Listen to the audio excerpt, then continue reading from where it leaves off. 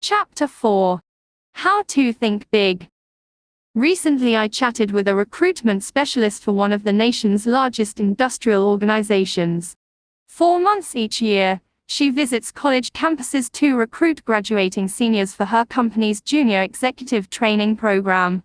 The tenor of her remarks indicated that she was discouraged about the attitudes of many people she talked with. Most days I interview between 8 and 12 college seniors, all in the upper third of their class, all at least mildly interested in coming with us. One of the main things we want to determine in the screening interview is the individual's motivation. We want to find out if he or she is the kind of person who can in a few years direct major projects, manage a branch office or plant, or in some other way make a really substantial contribution to the company. I must say I'm not too pleased with the personal objectives of most of those I talk with. You'd be surprised, she went on, how many 22-year-olds are more interested in our retirement plan than in anything else we have to offer. A second favorite question is, will I move around a lot? Most of them seem to define the word success as synonymous with security. Can we risk turning our company over to people like that? The thing I can't understand is, why should young people these days be so ultra-conservative, so narrow in their view of the future? Every day there are more signs of expanding opportunity. This country is making record progress in scientific and industrial development. Our population is gaining rapidly. If there ever was a time to be bullish about America, it's now. The tendency for so many people to think small means there is much less competition than you think for a very rewarding career. Where success is concerned, people are not measured in inches or pounds or college degrees or family background, they are measured by the size of their thinking. How big we think determines the size of our accomplishments. Now let's see how we can enlarge our thinking. Ever ask yourself, what is my greatest weakness? Probably the greatest human weakness is self-deprecation, that is, selling oneself short. Self-deprecation shows through in countless ways. John sees a job advertisement in the paper, it's exactly what he would like. But he does nothing about it because he thinks, I'm not good enough for that job, so why bother? Or Jim wants a date with Joan, but he doesn't call her because he thinks he wouldn't rate with her. Tom feels Mr. Richards would be a very good prospect for his product, but Tom doesn't call. He feels Mr. Richards is too big to see him. Pete is filling out a job application form. One question asks, what beginning salary do you expect? Pete puts down a modest figure because he feels he really isn't worth the bigger sum that he would like to earn. Philosophers for thousands of years have issued good advice, know thyself. But most people, it seems, interpret this suggestion to mean know only thy negative self. Most self-evaluation consists of making long mental lists of one's faults, shortcomings and inadequacies. It's well to know our inabilities, for this shows us areas in which we can improve. But if we know only our negative characteristics, we're in a mess. Our value is small. Here is an exercise to help you measure your true size. I've used it in training programs for executives and sales personnel. It works. 1. Determine your 5 chief assets. Invite some objective friend to help, possibly your wife, your superior, a professor, some intelligent person who will give you an honest opinion. Examples of assets frequently listed are education, experience, technical skills, appearance, well-adjusted home life, attitudes, personality, initiative. 2. Next, under each asset, write the names of 3 persons you know who have achieved large success, but who do not have this asset to as great a degree as you. When you've completed this exercise, you will find you outrank many successful people on at least one asset. There is only one conclusion you can honestly reach: you're bigger than you think. So fit your thinking to your true size. Think as big as you really are. Never, never, never sell yourself short. The person who says adamantine when in plain talk, he means immovable, or says coquette, when we would understand him better if he said flirt, may have a big vocabulary. But does he have a big thinker's vocabulary? Probably not. People who use difficult high-sounding words and phrases that most folks have to strain themselves to understand are inclined to be overbearing and stuffed shirts. and stuffed shirts are usually small thinkers. The important measure of a person's vocabulary is not the size or the number of words he uses. Rather, the thing that counts, the only thing that counts about one's vocabulary is the effect his words and phrases have on his own and others' thinking. Here is something very basic: we do not think in words and phrases. We think only in pictures and or images. Words are the raw materials of thought. When spoken or read, that amazing instrument, the mind, automatically converts words and phrases into mind pictures. Each word, each phrase creates a slightly different mind picture. If someone tells you Jim bought a new split level, you see one picture. But if you're told Jim bought a new ranch house, you see another picture. The mind pictures we see are modified by the kinds of words we use to name things and describe things. Look at it this way. When you speak or write, you are in a sense a projector showing movies in the minds of others. And the pictures you create determine how you and others react. Suppose you tell a group of people, "I'm sorry to report we failed." What do these people see? They see defeat and all the disappointment and grief the word failed conveys. Now suppose you said instead, "Here's a new approach that they would feel encouraged, ready to try again." Suppose you say, "We face a problem." You have created a picture in the minds of others of something difficult, unpleasant to solve. Instead say, "We face a challenge," and you create a mind picture of fun sport, something pleasant to do. Or tell a group, "We incurred a big expense," and people see money spent that will never return. Indeed, this is unpleasant. Instead say, "We made a big investment," and people see a picture of something that will return profits later on, a very pleasant sight. The point is this: big thinkers are specialists in creating positive, forward-looking, optimistic pictures in their own minds and in the minds of others. To think big, we must use words and phrases that produce big, positive mental images.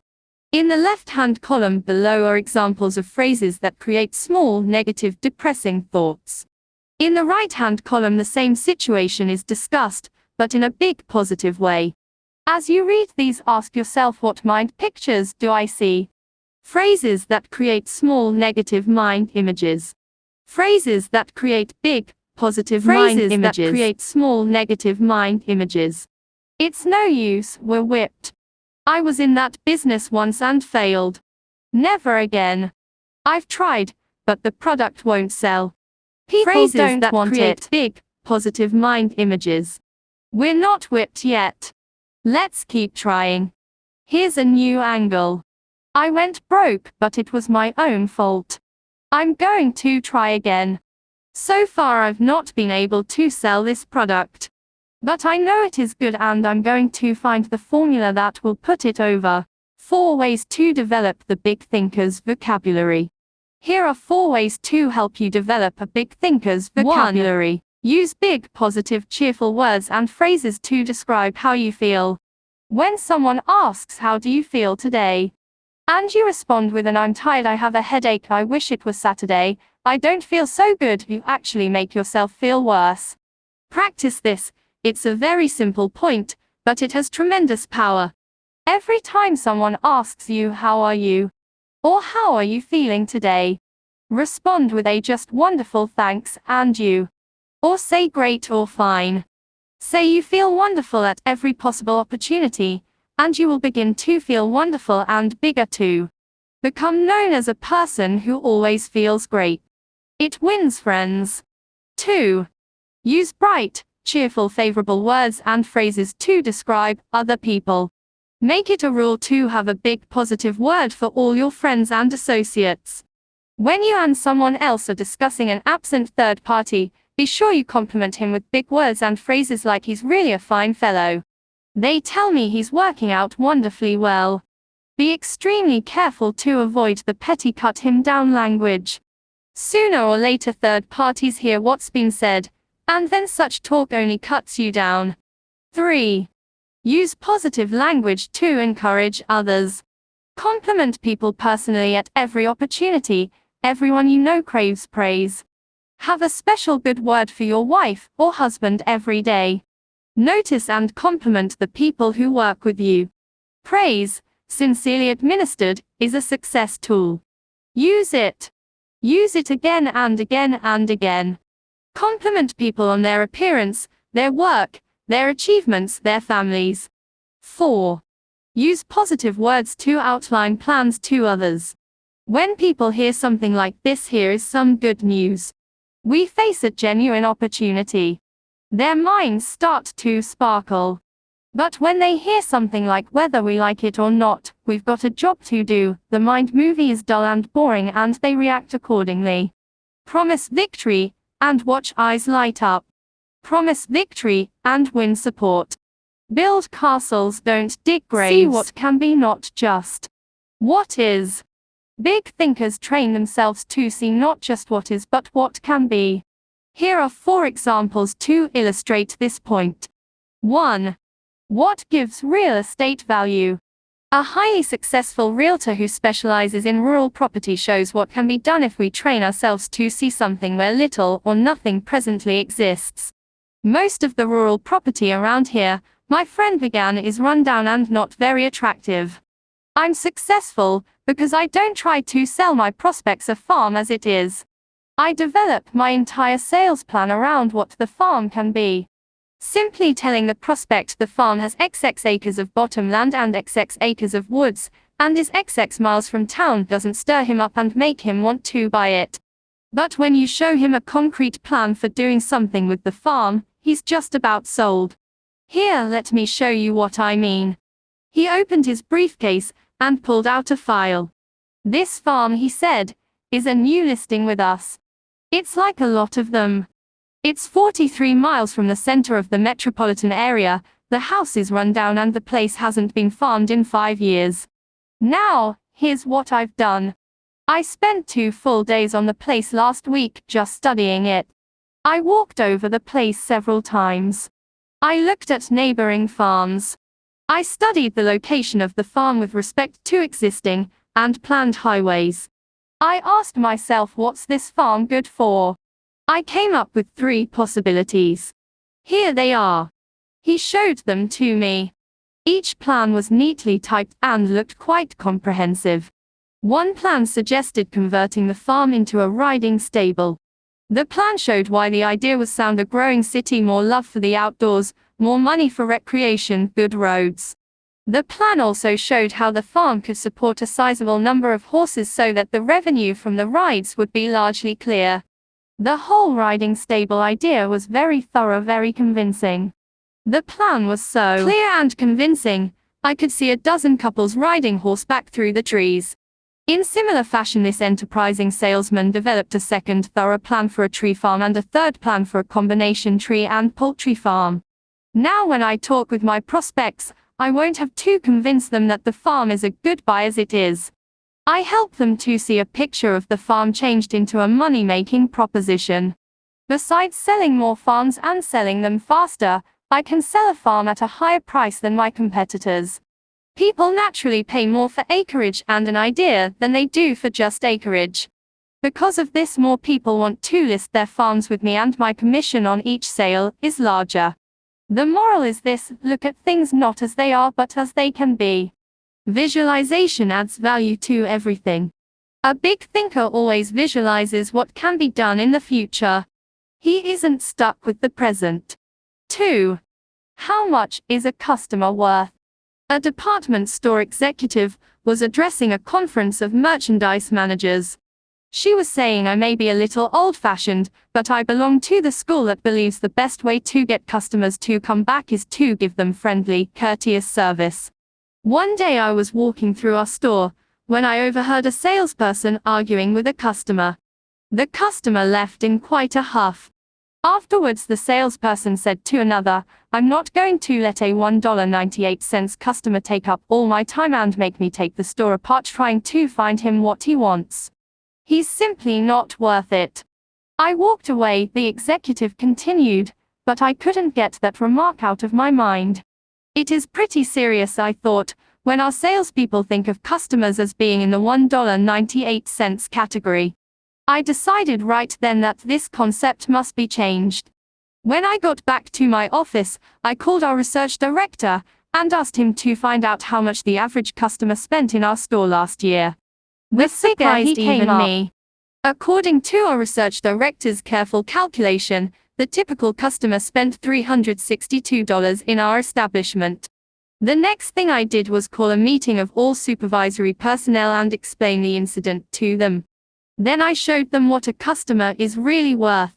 Once I got these people to see that a customer is not to be valued on a single sale, but rather on an annual basis, customer service definitely improved.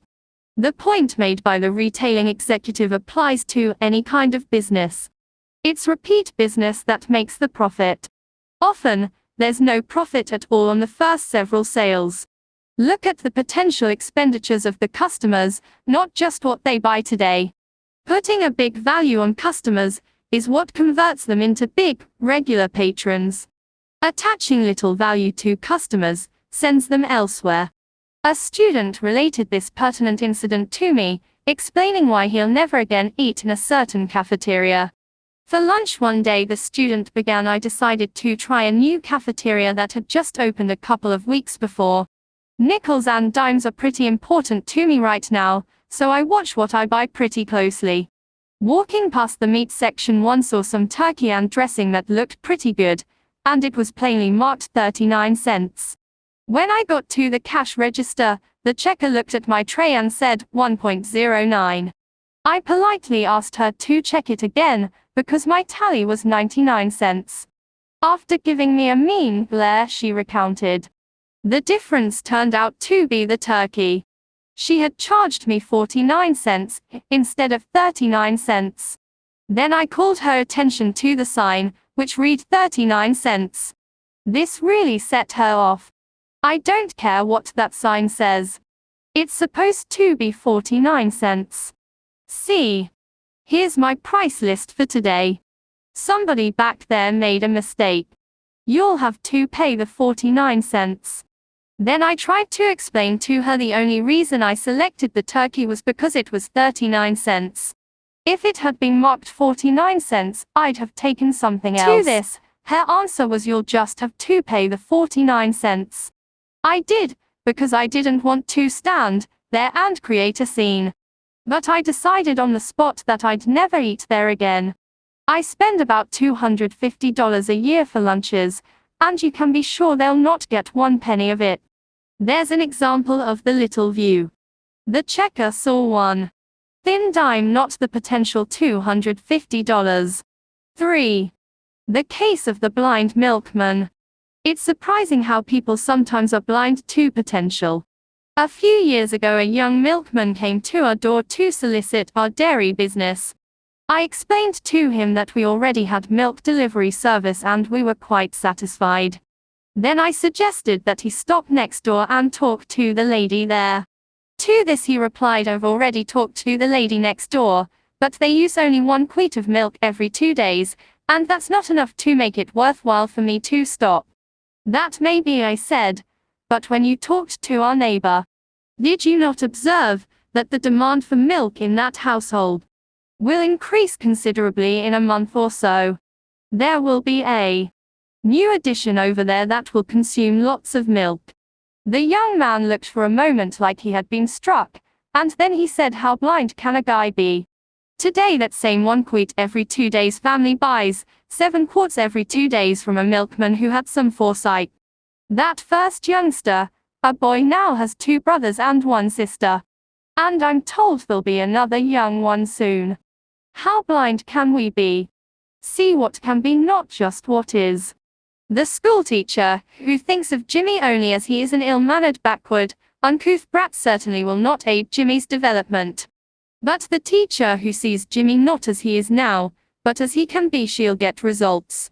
Most folks driving through Skid Row see only broken down stumblebums hopelessly lost to the bottle. A few devoted people see something else in the Skid Row reconstructed citizen. And because they see this, they succeed in many cases in doing an excellent rehabilitation job. 4. What determines how much you're worth? After a training session a few weeks ago, a young man came to see me and asked if he could talk with me for a few minutes. I knew that this young fellow, now about 26, had been a very underprivileged child. On top of this, he had experienced a mountain of misfortune in his early adult years. I also knew that he was making a real effort to prepare himself for a solid future. Over coffee, we quickly worked out his technical problem, and our discussion turned to how people who have few physical possessions should look toward the future. His comments provided a straightforward, sound answer. I've got less than $200 in the bank. My job as a rate clerk doesn't pay much, and it doesn't carry much responsibility. My car is 4 years old, and my wife and I live in a cramped second-floor apartment. But, Professor, he continued, I'm determined not to let what I haven't got stop me. That was an intriguing statement, so I urged him to explain. It's this way, he went on. I've been analyzing people a lot lately, and I've noticed this. People who don't have much look at themselves as they are now. That's all they see. They don't see a future, they just see a miserable present. My neighbor is a good example. He's continually complaining about having a low-paid job, the plumbing that's always getting fouled up, the lucky break somebody else just got, the doctor bills that are piling up. He reminds himself so often that he's poor that now, he just assumes that he's always going to be poor. He acts as if he was sentenced to living in that broken-down apartment all the rest of his life. My friend was really speaking from the heart, and after a moment's pause he added, if I looked at myself strictly as I am, old car, low income, cheap apartment, hamburger diet, but be discouraged. I'd see a nobody, and I'd be a nobody for the rest of my life. I've made up my mind to look at myself as the person I'm going to be in a few short years. I see myself not as a rate clerk, but as an executive. I don't see a crummy apartment, I see a fine new suburban home. And when I look at myself that way, I feel bigger and think bigger. And I've got plenty of personal experiences to prove it's paying off. Isn't that a splendid plan for adding value to oneself? This young fellow is on the expressway to really fine living. He's mastered this basic success principle. It isn't what one has that's important. Rather, it's how much one is planning to get that counts. The price tag the world puts on us is just about identical to the one we put on ourselves. Here is how you can develop your power to see what can be, not just what is. I call these the practice adding value exercises. 1. Practice adding value to things. Remember the real estate example. Ask yourself, what can I do to add value to this room or this house or this business? Look for ideas to make things worth more. A thing, whether it be a vacant lot, house, or a business, has value in proportion to the ideas for using it. 2. Practice adding value to people. As you move higher and higher in the world of success, more and more of your job becomes people development. Ask, what can I do to add value to my subordinates? What can I do to help them to become more effective? Remember, to bring out the best in a person, you must first visualize his best. 3. Practice adding value to yourself. Conduct a daily interview with yourself. Ask, what can I do to make myself more valuable today? Visualize yourself not as you are, but as you can be. Then specific ways for attaining your potential value will suggest themselves. Just try and see. A retired owner-manager of a medium-sized printing company, 60 employees, explained to me how his successor was picked. 5 years ago, my friend began, I needed an accountant to head up our accounting and office routine. The fellow I hired was named Harry and was only 26. He knew nothing about the printing business, but his record showed he was a good accountant. Yet a year and a half ago, when I retired, we made him president and general manager of the company. Looking back on it, Harry had one trait that put him out in front of everyone else. Harry was sincerely and actively interested in the whole company, not just writing checks and keeping records. Whenever he saw how he could help other employees, he jumped right in. The first year Harry was with me, we lost a few men. Harry came to me with a fringe benefit program, which he promised would cut down turnover at low cost. And it worked. Harry did many other things too, which helped the whole company, not just this department. He made a detailed cost study of our production department and showed me how a $30,000 investment in new machinery would pay off. Once we experienced a pretty bad sales slump. Harry went to our sales manager and said, "In effect, I don't know much about the sales end of the business, but let me try to help." And he did. Harry came up with several good ideas, which helped us sell more jobs. When a new employee joined us, Harry was right there to help the fellow get comfortable. Harry took a real interest in the entire operation. When I retired, Harry was the only logical person to take over. But don't misunderstand, my friend continued, Harry didn't try to put himself over on me. He wasn't a mere meddler. He wasn't aggressive in a negative way. He didn't stab people in the back, and he didn't go around giving orders. He just went around helping. Harry simply acted as if everything in the company affected him. He made company business his business. We can all learn a lesson from Harry. The "I'm doing my job and that's enough" attitude is small negative thinking. Big thinkers see themselves as members of a team effort, as winning or losing with the team, not by themselves. They help in every way they can, even when there is no direct and immediate compensation or other reward. The fellow who shrugs off a problem outside his own department with the comment, "Well, that's no concern of mine, let them worry with it," hasn't got the attitude it takes for top leadership. Practice this. Practice being a big thinker. See the company's interest as identical with your own. Probably only a very few persons working in large companies have a sincere, unselfish interest in their company. But after all, only a relatively few persons qualify as big thinkers.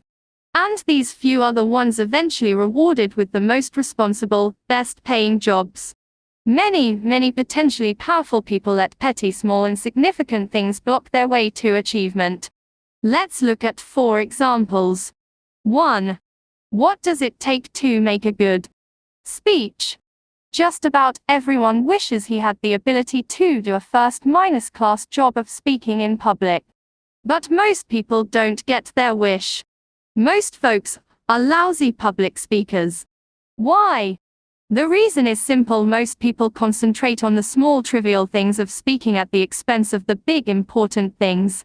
In preparing to give a talk, most people give themselves a host of mental instructions like, "I've got to remember to stand straight, don't move around, and don't use your hands, don't let the audience see you use your notes, remember, don't make mistakes in grammar, especially don't say for he and I, say for him and me, be sure your tie is straight, speak loud, but not too loud," and so on and on. Now, what happens when the speaker gets up to speak?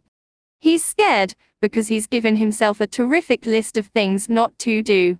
He gets confused in his talk and finds himself silently asking, "Have I made a mistake?" He is, in brief, a flop. He's a flop because he concentrated on the petty, trivial, relatively unimportant qualities of a good speaker and failed to concentrate on the big things that make a good speaker: knowledge of what he's going to talk about, and an intense desire to tell it to other people. The real test of a speaker is not did he stand straight or did he make any mistakes in grammar, but rather did the audience get the points he wanted to put across. Most of our top speakers have petty defects, some of them even have unpleasant voices. Some of the most sought-after speakers in America would flunk a speech course taught by the old negative "don't do this and don't do that" method. Yet all these successful public speakers have one thing in common: they have something to say and they feel a burning desire for other people to hear it. Don't let concern with trivia keep you from speaking successfully in public. 2. What causes quarrels? Ever stop to ask yourself just what causes quarrels? At least 99% of the time, quarrels start over petty, unimportant matters like this: John comes home a little tired, a little on edge. Dinner doesn't exactly please him, so he turns up his nose and complains. Joan's day wasn't perfect either, so she rallies to her own defense with, "Well, what do you expect on my food budget? Or maybe I could cook better if I had a new stove like everybody else." This insults John's pride, so he attacks with, "Now, Joan, it's not lack of money, it's simply that you don't know how to manage." And away they go. Before a truce is finally declared, all sorts of accusations are made by each party. In-laws, sex, money, premarital and postmarital promises, and other issues will be introduced. Both parties leave the battle nervous, tense. Nothing has been settled, and both parties have new ammunition to make the next quarrel more vicious. Little things, petty thinking, causes arguments. So, to eliminate quarrels, eliminate petty thinking. Here's a technique that works before complaining or accusing or reprimanding someone launching a counterattack in self-defense. Ask yourself, is it really important? In most cases, it isn't, and you avoid conflict. Ask yourself, is it really important if he or she is messy with cigarettes, or forgets to put the cap on the toothpaste, or is late coming home? Is it really important if he or she squandered a little money or invited some people in I don't like? When you feel like taking negative action, ask yourself, is it really important? That question works magic in building a finer home situation. It works at the office too. It works in homegoing traffic, when another driver cuts in ahead of you. It works in any situation in life that is apt to produce quarrels. 3. John got the smallest office and fizzled out. Several years ago, I observed small thinking about an office assignment destroy a young fellow's chances for a profitable career in advertising. 4 young executives, all on the same status level, were moved into new offices. 3 of the offices were identical in size and decoration.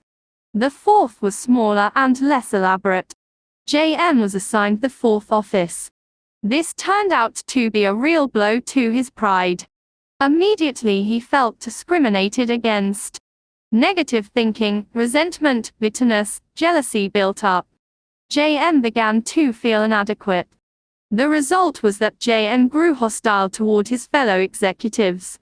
Rather than cooperate, he did his best to undermine their efforts. Things got worse.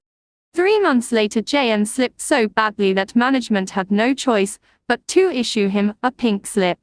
Small thinking over a very small matter stopped JM in his haste to feel he was discriminated against. JM failed to observe that the company was expanding rapidly and office space was at a premium. He didn't stop to consider the possibility that the executive who made the office assignments didn't even know which one was the smallest. No one in the organization except JM regarded his office as an index of his value. Small thinking about unimportant things like seeing your name last on the department route sheet or getting late notice of an office memo can hurt you. Think big, and none of these little things can hold you back. 4. Even stuttering is a detail. A sales executive told me how even stuttering is a mere detail in salesmanship, if the fellow has the really important qualities. I have a friend, also a sales executive, who loves to play practical jokes, though sometimes these jokes aren't jokes at all. A few months ago, a young fellow called on my practical minus joking friend and asked for a sales job. The fellow had a terrible speech impediment though, and my friend decided right here was a chance to play a joke on me. So the friend told the applicant that he wasn't in the market for a salesman right now, but one of his friends me had a spot to fill. Then he phoned me, and boy, did he give this fellow a build-up. I said, send him right over. 30 minutes later, in he walked. The young fellow hadn't said 3 words before I knew why my friend was so eager to send him over. Almost every word was a struggle. I thought to myself, this guy couldn't sell a dollar bill for 90 cents on Wall Street. I was sore at my friend, but I really felt sorry for this fellow, so I thought the least I could do was to ask him some polite questions, while I thought up a good excuse as to why I couldn't use him. As we talked on, however, I discovered this fellow was no stoop. He was intelligent. He handled himself very nicely, but I just couldn't overlook the fact that he had a severe speech impediment. Finally, I decided I'd wind up the interview by asking one last question. What makes you think you can sell? Well, he said, I learn fast, I like people, I think you've got a good company and I want to make money. Now I do have a speech impairment, but that doesn't bother me, so why should it bother anybody else? His answer showed me he had all the really important qualifications for a salesman. I decided right then to give him a chance. And he's working out very well. Even a speech impairment in a talker's profession is a triviality if the person has the big qualities. Practice these 3 procedures to help yourself think about trivialities. 1. Keep your eyes focused on the big objective. Many times we're like the salesman who, failing to make the sale, reports to his manager, yes, but I sure convinced the customer he was wrong. In selling, the big objective is winning sales, not arguments. In marriage, the big objective is peace, happiness, tranquility, not winning quarrels or saying I could have told you so. In working with employees, the big objective is developing their full potential, not making issues out of their minor errors. In living with neighbors, the big objective is mutual respect and friendship, not seeing if you can have their dog impounded because once in a while it barks at night. Paraphrasing some military lingo, it is much better to lose a battle and win the war than to win a battle and lose the war. Resolve to keep your eyes on the big ball. 2. Ask, is it really important? Before becoming negatively excited, just ask yourself, is it important enough for me to get all worked up about? There is no better way to avoid frustration over petty matters than to use this medicine. At least 90% of quarrels and feuds would never take place if we just face troublesome situations with, is this really important? 3. Don't fall into the triviality trap. In making speeches, solving problems, counseling employees, think of those things that really matter, things that make the difference. Don't become submerged under surface issues. Concentrate on important things. Take this test to measure the size of your thinking. In the left-hand column below are listed several common situations. In the middle and right-hand columns are comparisons of how petty thinkers and big thinkers see the same situation. Check yourself. Then decide which will get me where I want to go. Petty thinking or big thinking. The same situation handled in 2 entirely different ways. The choice is yours. For example, in situation of the expense accounts, the petty thinker's approach will be like figure out ways to increase income through chiseling on expense accounts, but the big thinker's approach will be figure out ways to increase income by selling more merchandise. Remember, it pays in every way to think big. Don't sell yourself short. Conquer the crime of self-deprecation. Concentrate on your assets. You're better than you think you are. Use the big thinker's vocabulary. Use big, bright, cheerful words. Use words that promise victory, hope, happiness, pleasure. Avoid words that create unpleasant images of failure, defeat, grief. Stretch your vision. See what can be, not just what is. Practice adding value to things, to people, and to yourself. Get the big view of your job. Really think your present job is important. That next promotion depends mostly on how you think toward your present job. Think above trivial things. Focus your attention on big objectives. Before getting involved in a petty matter, ask yourself, is it really important? Grow big by thinking big.